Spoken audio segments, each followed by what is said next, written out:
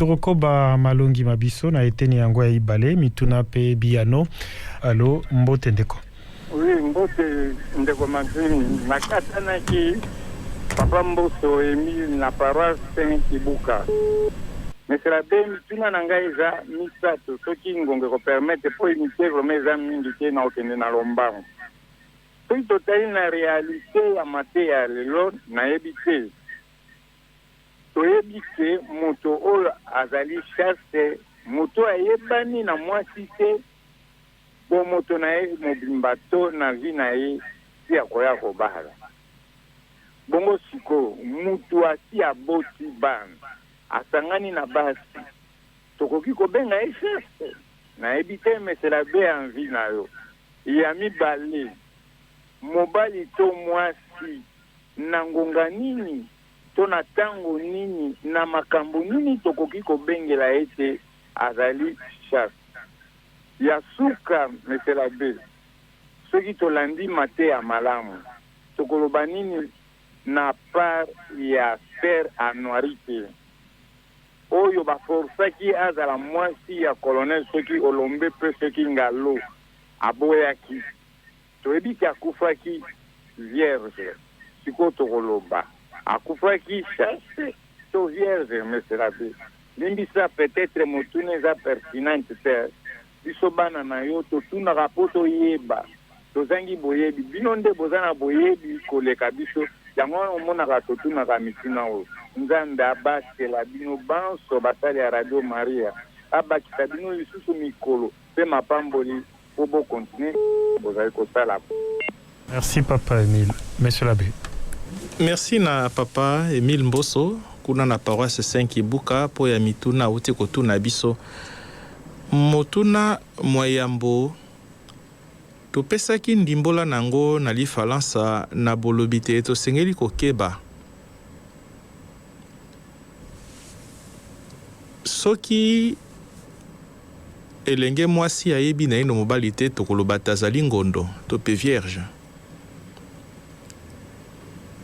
mbala mosusu tokanisaka te po ya bana mibali tokoloba te azali chaste soki ayebi na ye no mwana mwasi te tokoki koloba mpe ndenge wana kasi chasteté oyo tozali koloba lokola mbuma ya elimo santu ezali penza na makanisi wana te ya kotala te moto ayebi mobali te ezali na makanisi wana te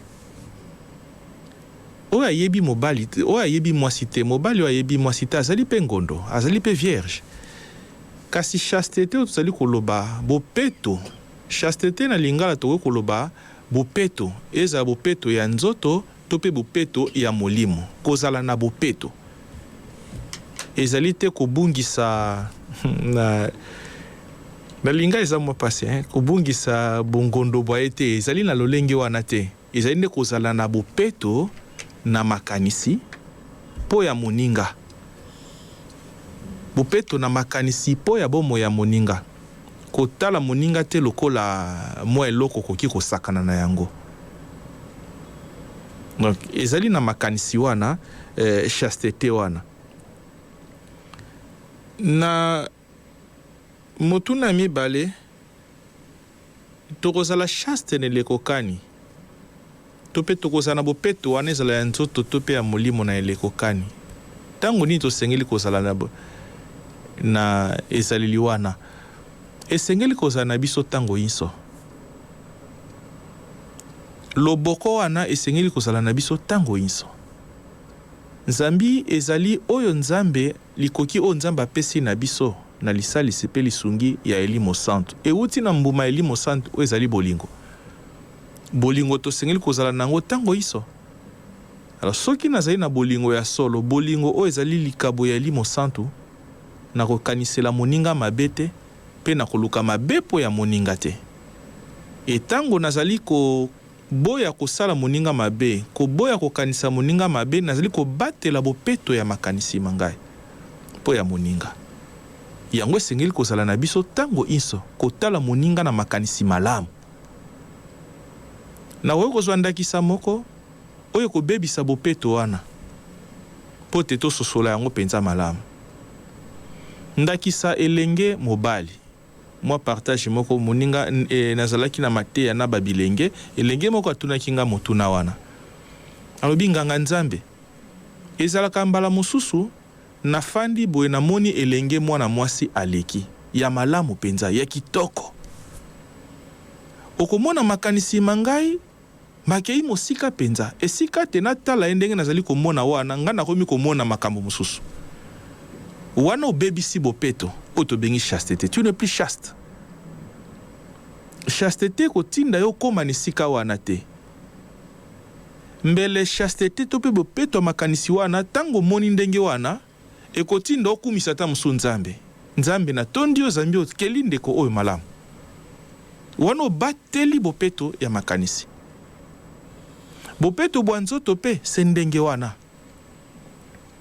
kokende na moninga te mwasi to mobali lokola eloko ya kosakana na yango lokola instrument lokola objet yango wana tosengeli kobatela yango ntango iso na kati ya bomoi na biso ya suka po etali anuari te anuari te azalaki ngondo pe chaste vierge pe chaste atako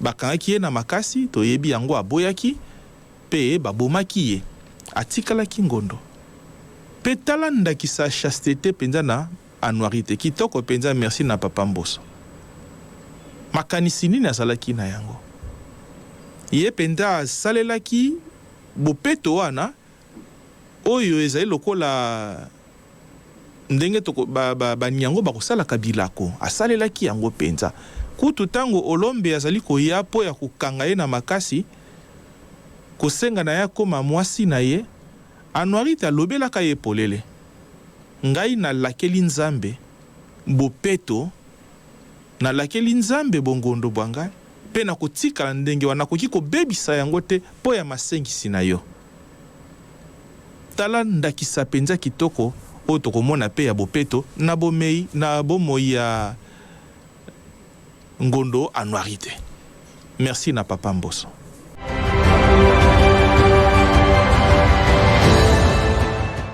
Merci, Monsieur l'abbé. Bonjour, Radio Maria. Bonjour, Monsieur l'abbé. Quelle est la conséquence du point de vue spirituel et physique du fait que l'on n'observe pas la chasteté dans sa vie? Ma deuxième préoccupation porte sur les constats observés de la vague de frères qui quittent l'Église pour une raison ou une autre. Ne serions-nous pas responsables dans une certaine manière? Voilà, donc c'est Marie Tatiana depuis la paroisse Sainte-Anne. Bonne journée. Merci Nandeko Marie Tatiana po ya mituna mibale ya uti kotuna motuna mwayambo soki moto abateli bo peto boyete ya chasteté ma kambokani ya pase ko yiko komela ye ezala na nzoto tope na molimo soki moto abateli bo peto lokola chasteté ya ye na nzela molimo aozala pene na nzambe matomba ezali ya malamu tope conséquence ezali ya malamu na chasteté na nzela molimo tope sur le plan spirituel akozala pene na nzambe zambi afandi kati na bopeto ya makanisi pe ya nzoto conséquence spirituelle te nzoto ya ye tope conséquence physique ezate nzoto ya ye ekozala tempelo ya Elimo Santo zambi salite ezali te bopeto nde bozali na ndenga molimo akozala pene na nzambe akozala mosantu po makanisi ya mabe po ya baninga ekozala te posa ya mabe po ya baninga ekozala te bongo na nzela pe ya nzoto ya ye nzoto kokoma tempelo ya Elimo Santo conséquence ekozala te ko comme on dit en français akoma frigide te ekozala te conséquence wana ezali te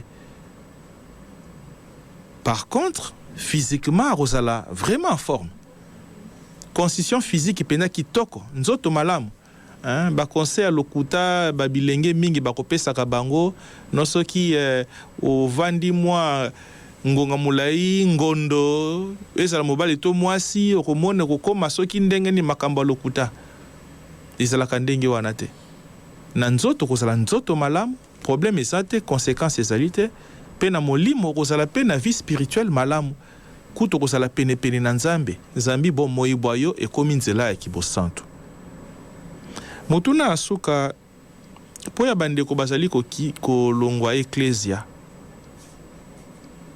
banani bazali baresponsable nayebi te soki kolongwa eklesia katoliko to wapi kolongwa na eklesia esika ozali kosambela mpona kokende na eklesia lisusu responsable ya yambo mpenza ezali moto oyo alongwe na eklesia tozwandakisa katoliko alongwe na eklesia katoliko akomi kosambela na yamba esusu azali responsable likambo wana d'abord ye moko po nini mbele aza na mwa mikakatano na bomoi bwa ye ayebi te nini asala lokola na moi mwa lelo lokoso ekomeli biso mingi soki mateya bakoteya yo ndakisa ya kobongola motema tolingaka yango te tolingi mateya oyo ekolakisa ndenge nini akozwa ndenge nini akokoma na likambo songono na likambo pakala ezali responsable yo moko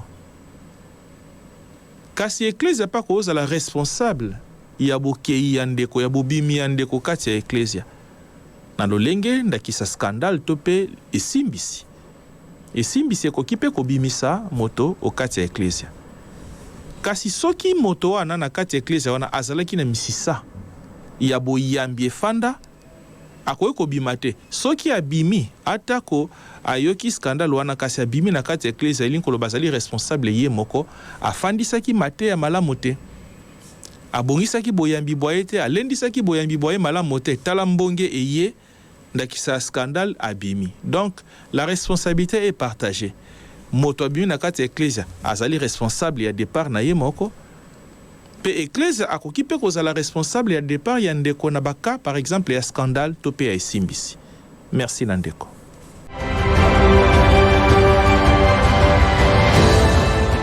Merci, Monsieur Labeto, Kokoba, ko Yambabino, pe ko Tangabino, Tozi Nkoma, Nandela ya WhatsApp. Bonjour, Monsieur l'abbé Maxime et Maman Aimé. Merci beaucoup pour la catéchèse qui nous a beaucoup interpellés en tant que jeunes. Première question, Monsieur l'abbé, est-ce que la définition des critères et des principes sont importants pour vivre la chasteté pendant les fiançailles? Motuna Ami Balé, quel est le principe le plus important pour vivre longtemps la chasteté? Baby Grace, Notre-Dame d'Afrique. Merci na Baby Grace. Outo Notre-Dame d'Afrique na pesio mbote nandeko beni. Ezali malamu nabo moi ndakisa na eleko ya fiançailles, même avant fiançailles. Koyokana pe kobongisa boko molongo ya botamboli ezali malamu mingi principe na ndenge bokotambola ezali penza malamu pe pusi malamu mingi koyokana bufandi bosololi tala lolenge kani to kotambwisa bomoi bwa biso po ete to tuta libaku te to bebisa chasteté te ezali likambo ya bosololi pe boyokani soki ya solo bokani kolongana na koliki ate ko poser problème te soki bozali pressé nde ko poser problème e ko bebisa ba principe wane pusi malamu ezala te tala tozali na ino na eleko ya fiançailles te na eleko pe ya libala te ngai na kobala yo na kozala na yo ndenge nzambe akobongisa totambola na ino boye pe boye pe boye ezali malamu kozala na ba principe ndenge wana e kosalisa pe bino po ete bokoka kobattre la chasteté avant le mariage kasi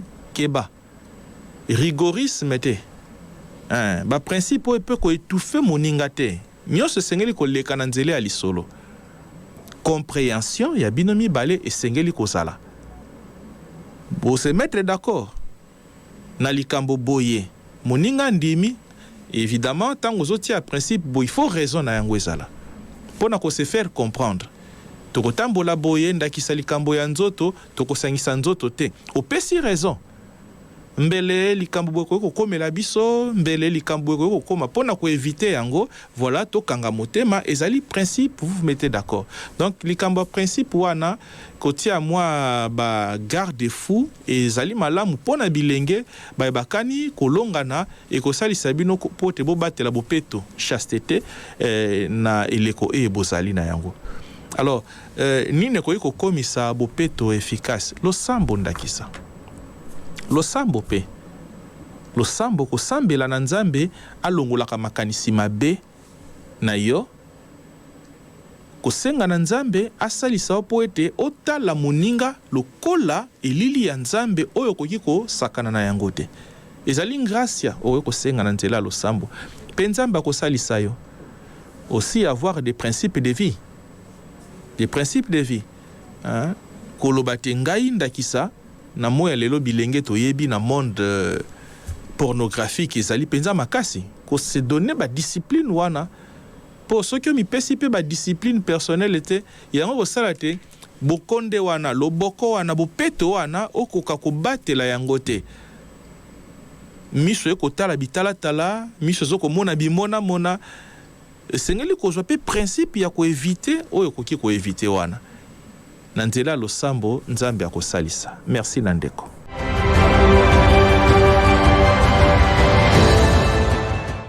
Toko ba malongi tokozwa mituna mama eme na kati ya studio na biso. Merci mingi ndeko Maxime, merci Sango. Sango na kobakisa mwa muke na o etali surtout biso bilenge.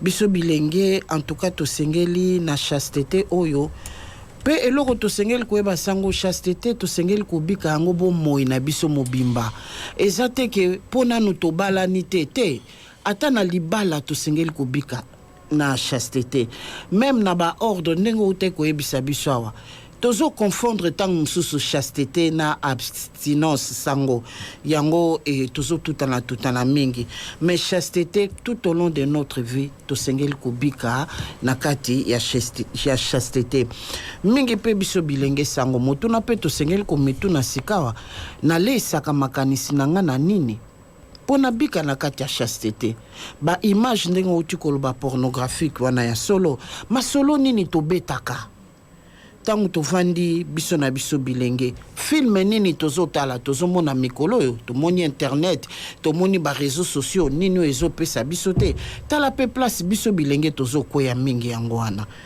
o tozobungisa pe tokoki koloba chasteté yango wana ozomona na chasteté zoko sala pe tokoma ba égoïste Sango tobosana ki pe wana poto tozo mitala mingi biso moko or soko zoko mitala kaka yo moko ozobika Yesus na kati ya chasteté te mais tomoni pe na ecclesia Sango tokoki koloba pe sacrement ya réconciliation na repentance ezape ko sunga biso toyebaka tango nyonso soki tokei to mifungoli epa ya banganga nzambe tembete bako conseiller biso pe malamu bako conseiller biso malamu poto toyeba kozonga na kati ya bomoto pe na kati ya raison na kati ya boyambi po tovandisa makanisi na biso na ndenge ekoki po mama ya likambo ezali makanisi nde akotinda ba maboko wana nyonso tu ebima oya kokwisa biso po makanisi tango tokanisa Sango za yo moko oza na mutu te okoko boma moto nzoka na makanisi na yo so bomie me bozo solola na ye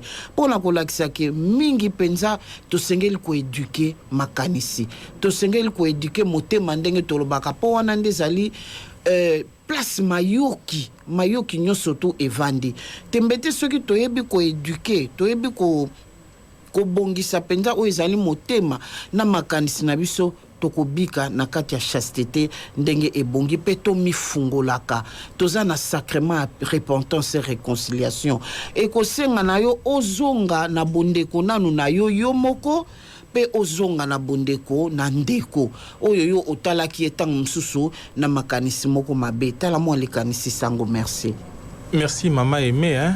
Merci mingi penza zambi opesi tolio esengeli surtout pona bilenge mbele bayoki yo mbele biso baso toyoki te chasteté bopeto wana ezali kaka ya mwa ngonga te bomoi na biso mobimba ezala na kati ya libala to pe na nzela ya libala te tosengeli kozala na bopeto wana égoïsme, ça c'est vrai. Égoïsme wana lokoso wana ngai kaka soki bopeto bozali mbele égoïsme wana ekozala te eza na kati ya ba relation. Merci mingi mama Aimé pour Nathalie ayo.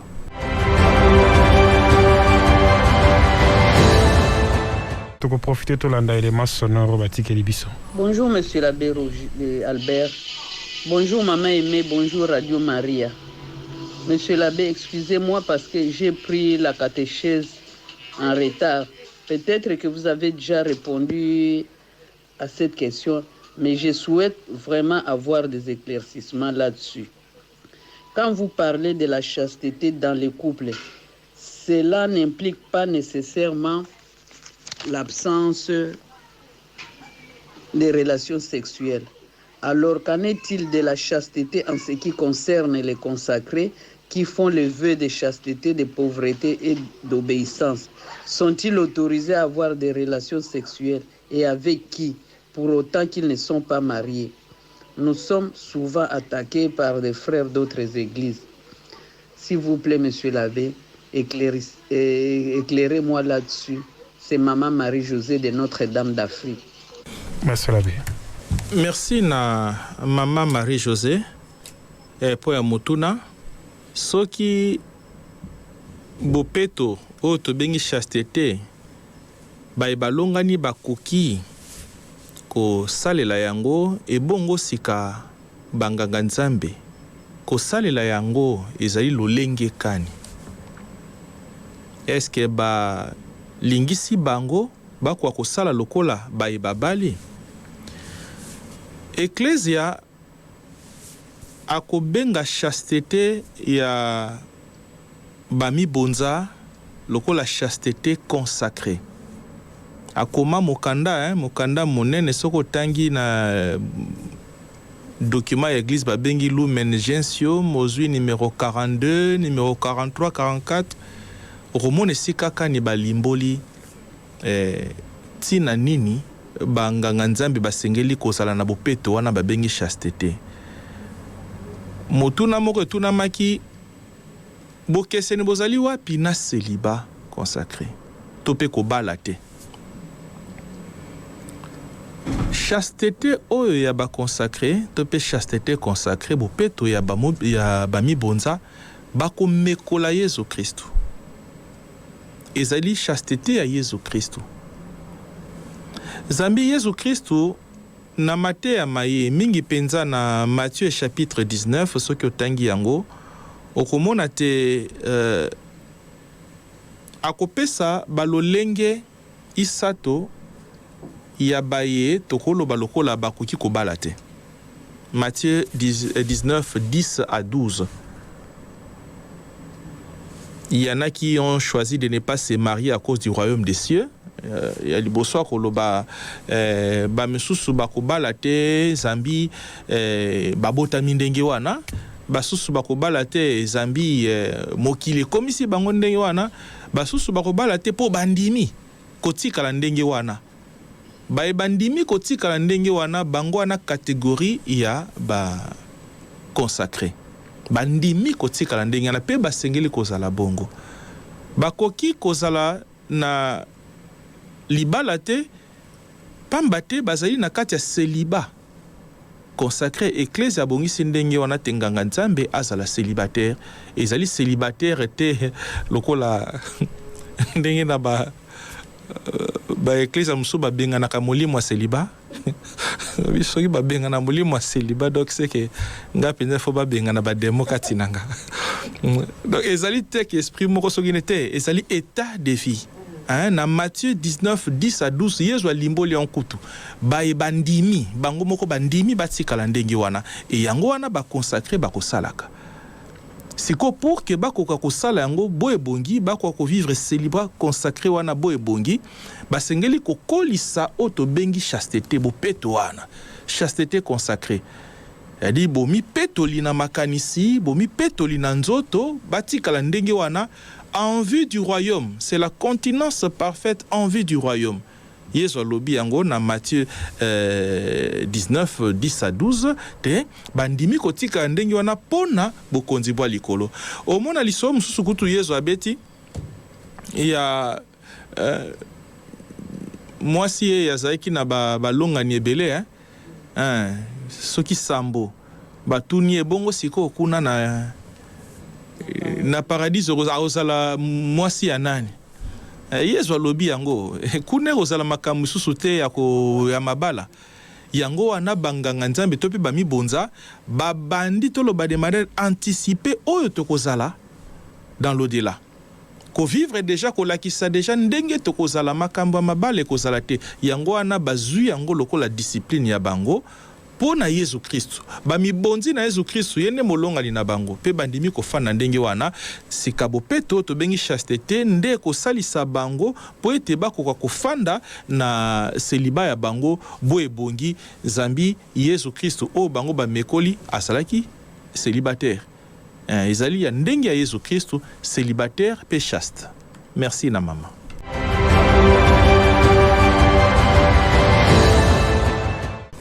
Merci beaucoup, monsieur l'abbé Torokoba, ko yamba mituna nabino. Allô, Mbote Ndeko. Oui, allô. Allô, Guy Pascal Mbote. Ok, monsieur l'abbé, nazalaki na mituna mibale. Liboso nalingi nayeba nayebi te ndenge bamauti koloba wa nazwi catéchèse na mwa rita soki etepesamaki bo réponse. Continence pe chasteté ezali na corrélation sur le plan spirituel côté omeka mwa kolimbola biso po toyeba mokona na ngai ya mibale séparation ya bato ezali malamu na sens mosusu kasi na basens mosusu mbele na bokristo nde bokoteyaka biso kokima bato kose sépare parfois na bato koluka kozala yo moko e kozala mpe malamu te na bandenge mpe ebele na baraison mpe ebele kozala esika moko na bato ezali malamu ndenge boyebisaka biso kasi lelo na baexemple na yo tokopesa wana ya continence mpe chasteté parfois oetika malamu mingi dans un sens positif mais physiquement dans un sens physique kozala mpe yo moko mwa mingi na écart ya bato okomona teke mbele mpe ezali mabe mesela be. Merci mégamment kolimbola biso. Merci Nandeko Guy Pascal po ya mituna mibale. Chasteté ezali perfection ya continence. Moto azali ko vivre na continence na bopeto wana akozala chaste. Arotika la chaste bo moina mobimba. Donc c'est ça, c'est la perfection de la continence, la chasteté. Yango nde penza eko ko bongisa yango malamu penza. Leli koloba te moto akozala kaka na ko bongisa ka makambo nzoto te même ya molimo. Tant zo ba molimo donc la pensée aussi. Mais wana siko komi continence ya tout l'être. Moto bomo inaye mobimba sika azoluka bopeto wana. Asengeli ko fanda kati na bopeto wana. Ekozala kaka te o etali makambo ya nzoto kasi etali pe na molimo na ye. Mota komi petola kaka na nzoto te koluka komi petola kaka na nzela ya nzoto te mais ami petola pe na nzela ya molimo na makanisi makanisi oyo akozala na yango po ya moninga esengeli kozala peto yango tolobi la chasteté c'est la perfection de la continence.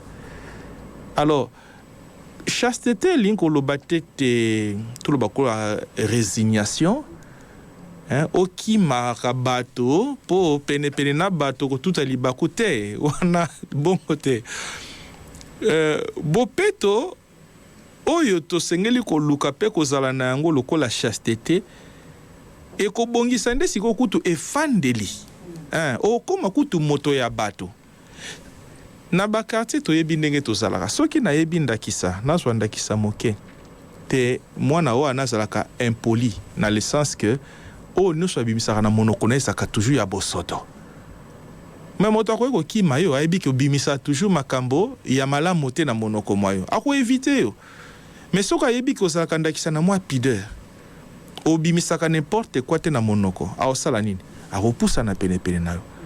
De chasteté musala nango to pe but nango, c'est un but positif dans le sens ebongisaka nde kutu bofandi kati na bato. Ba problème ekosala te soki nayebi ke nafandi na ndeko na ngai azali mwasi nga naza mobali azali ndeko na ngai makanisi ke mosika te tofanda longtemps. Mais iye azali na posa o ngai na okuluka te soki nakomi ko forcer aosani aokima ngai. Mais soki nayebi tafandaka malamu na bato makanisi mabe ezalaka te. Par contre la chasteté vient renforcer les relations interpersonnelles, vient renforcer la communion. Et bon, si communion de to vandi kati na biso to kotala na bandeko dans le sens ozoko to sa moninga ko respecter moninga, et le respect entre nous ça favorise les relations. Voilà un peu ndenge to ko comprendre chasteté.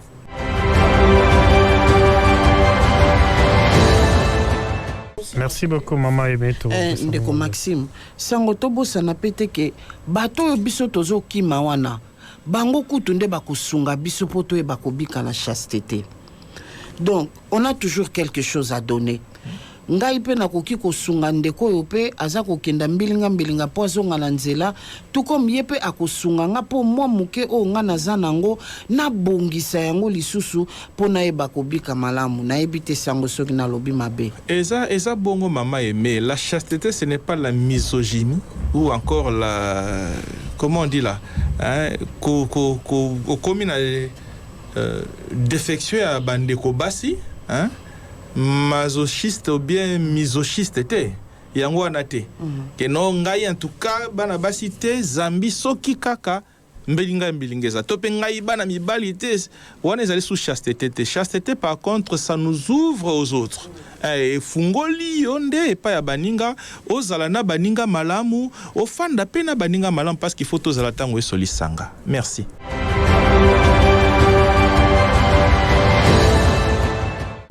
Merci beaucoup, monsieur l'abbé Mindeko. Allô, Mbote Ndeko. Allô. Mbote Ndeko. Allô. Mbote Ndeko za en direct. Bonjour Ndeko Masina, Mbote Nganzambe, pe Mbote Mama Aimé. Mbote Ndeko Jérémy. Merci beaucoup Nganzambe, vraiment maté à l'élo ezali ya mutuya, surtout pour ya biso bilenge. Tembete ezali pasi, mais ezali pe pasi te soki eli mo santu akangi biso totikeli esika na kati ya bomo biso. Mais moi, petite observation dans un angle ensemble, ezali concernant ba maman, structure ya ba maman veuve, na kati ya église ya biso. Pourquoi pas ezali pe na ba papa veuve, ba yepe ba ko tambola na bo santu bonso tango ba bungisi balongani. Mais to komona ngote to mona kaka mingi ba maman veuve. Pona nini? Merci nganga nzambe mokolo malamu na dino banso. Merci beaucoup Ndeko Jérémy. Merci Ndeko Jérémy. Bon, c'est vrai que dans l'église ya biso to mona ka vraiment structure était établie à papa veuf bazali. Bazali, c'est vrai que bon ba maman veuve ezali initiative yaki hein to matato ki tato ibi na société ndenge tozali ba o bazalaka beaucoup plus dévalorisé na société ceux qui a koufeli boko bolonga nizaka plus ba maman. Donc on doit toujours protéger ba maman, moins structure encadrement wana. Ba papa basilikelanga te bon bazata msu kif po ya papa si mako bungisa bolonga ni akoki neko se remarquer facilement et rapidement. Mais ba maman ezalaka penza ezaka facilement et rapidement te d'où création à structure wana pona ko accompagner ba maman et ya kotala ndenge ni bakoki ko sala réintégration na bango na kati ya société. Bon, ce qui peut ko bandisa ngo Ndeko Jérémy commission ya ba papa veuf ya diocèse. Merci Ndeko Jérémy.